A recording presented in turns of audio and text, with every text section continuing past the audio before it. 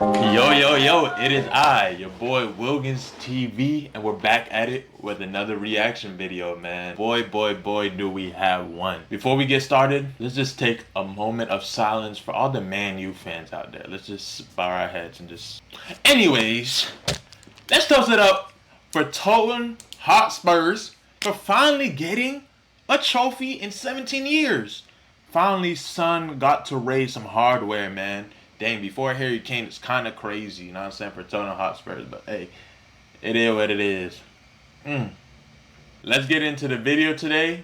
A video by Football Iconic, bro. And today's video by Football Iconic says, delete this club, period.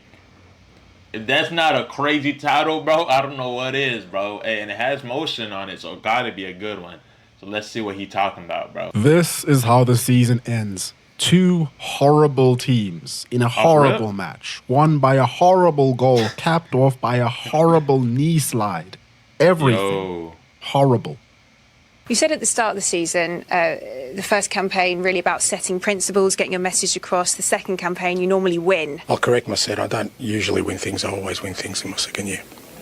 Nothing's changed. Tottenham Hotspur are Europa League champions, ending a trophy drought that spanned 17 years, and they deserve it. For all the flack that Ange Postecoglou has gotten all year for his lack of game management, he's pulled off a cup final masterclass. Tottenham Hotspur finished the 24-25 football season inches from relegation, but have still had a more successful season than Arsenal and Manchester City. What a time to be alive. And it's quite poetic that in the same year that Harry Kane breaks his trophy curse, so does Spurs. Well done, guys. Son's crying. Nobody deserves it more, though. As for Manchester United, the 12-year rebuild goes on. Lovely. Hello everyone, I did not want to make this video, but I also know that if I didn't, I would be reminded of it for the remainder of time. So, talking to a camera is gonna have to do as therapy because, you know, God knows I need it.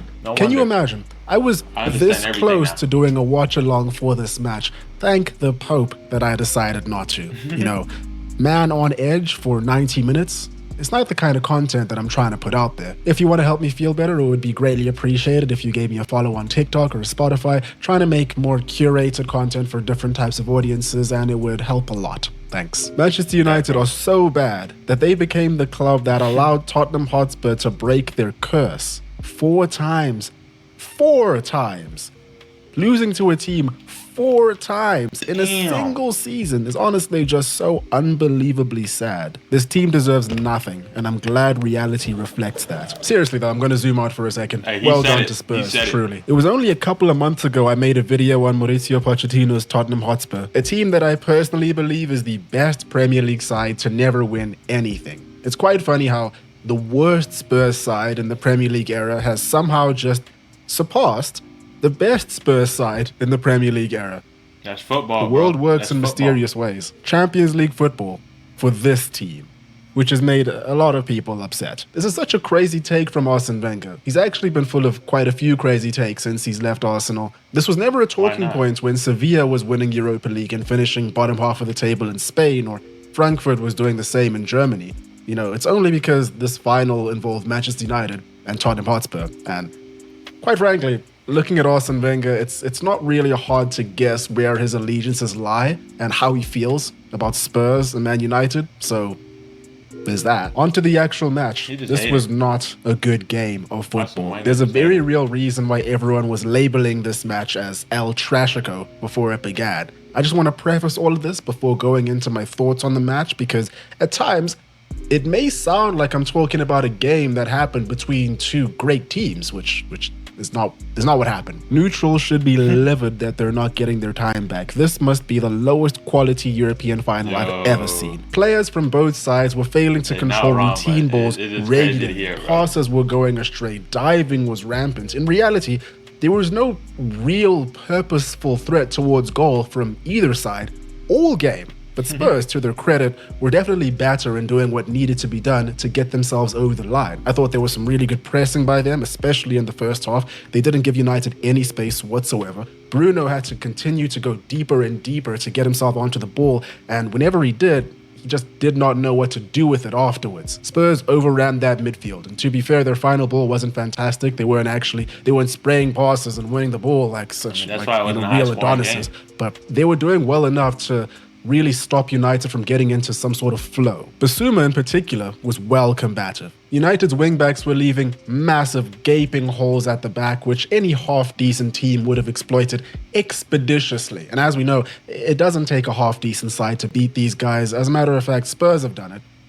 4 times. 4 times! As I said in the intro, the opening goal was just horrendous. Very fitting regarding the teams at play. Bruno Fernandes loses the ball twice in the midfield after Spurs gives the ball to United twice. Those Bruno's a gaping good holes player start to too. open up. Spurs find themselves in quite a bit of space on the right side of United's final third, and when Sarr whips the ball in, absolutely nobody makes anything in the same stratosphere of a clean connection.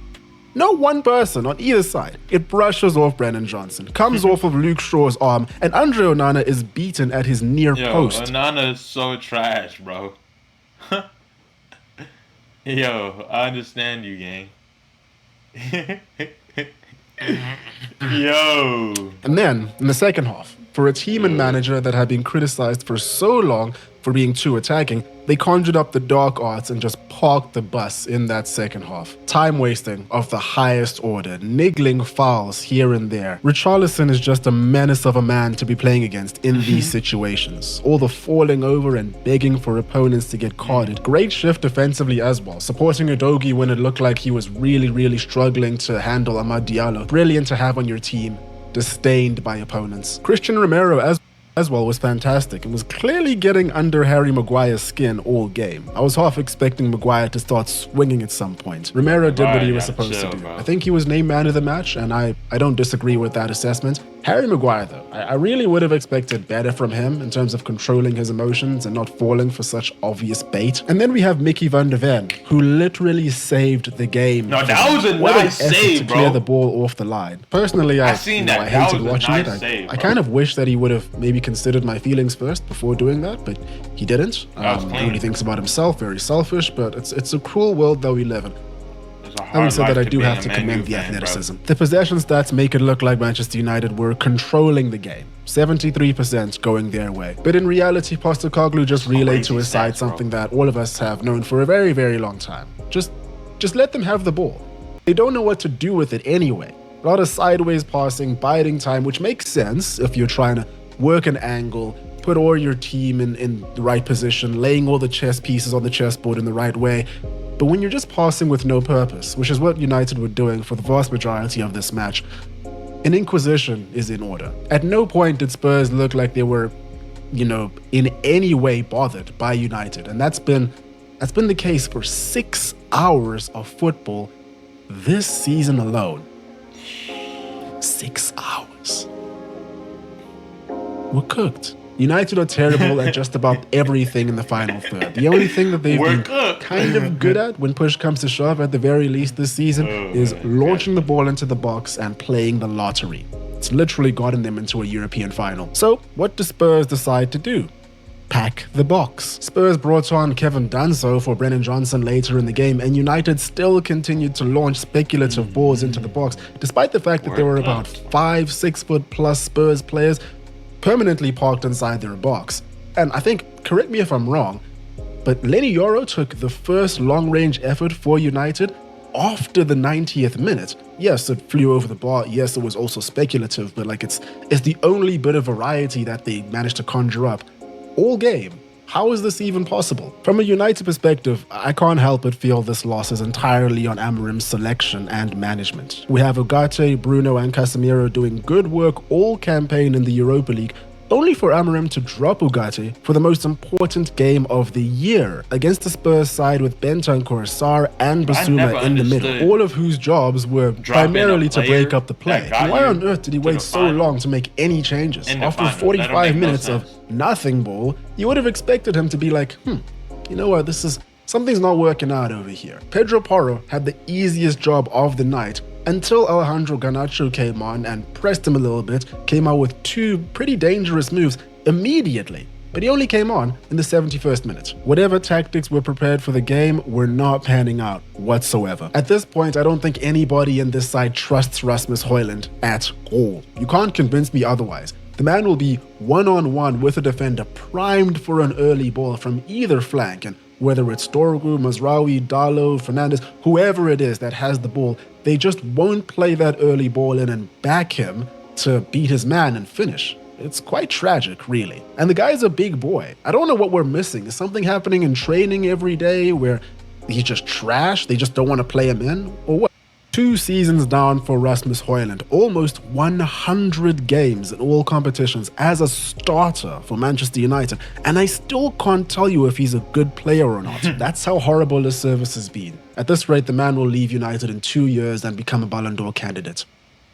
Clip this. Amad Diallo was the brightest spark as always, but once he started getting double teamed by Richarlison and Udogie from the 23rd minute, the second half of the first half until the end of the game, I wonder why United failed to push Mazraoui or Fernandes into the gaping holes that were being left for either of them to take advantage of. And there were so many moments in this game where there was just this massive disconnect between United's entire back line, between Onana, Dorgu and Yoro in particular. It felt like they just weren't talking to each other at all. They all came close to making really dumb blunders and letting in Solanke or Johnson or whoever. There were no redeeming qualities to this performance. Thank the Pope. This is the last United video that I have to make this season. Ange Postecoglou must feel unbelievably vindicated. If we're all being completely honest, he needed this win a lot more than Amorim. I'm fairly certain we would have been seeing an off-season sacking if Spurs lost. So what does this mean for next season? Well, obviously,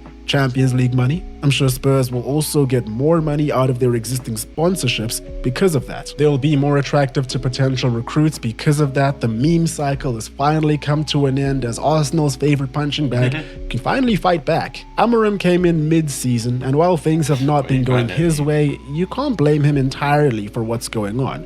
His true test will show its head in the coming months. But after United performed the way they did in the most important game of the season by far, I wouldn't be surprised if many people are beginning to lose faith in what Amorim can do. I know this is just early talk right now, but United aren't going to go out and have a big spending summer. Who in their right mind would want to join a train wreck like this team? Nobody ambitious, I'll tell you that much. I see 1 or 2 starter level players joining, maybe a couple more squad type members, but nothing more. Cunha seems like he will be, the first big money spending for about, upwards of £60 million or so. But I don't know, man. After watching that, will he even want to join? Is he not having second thoughts? I wouldn't be surprised.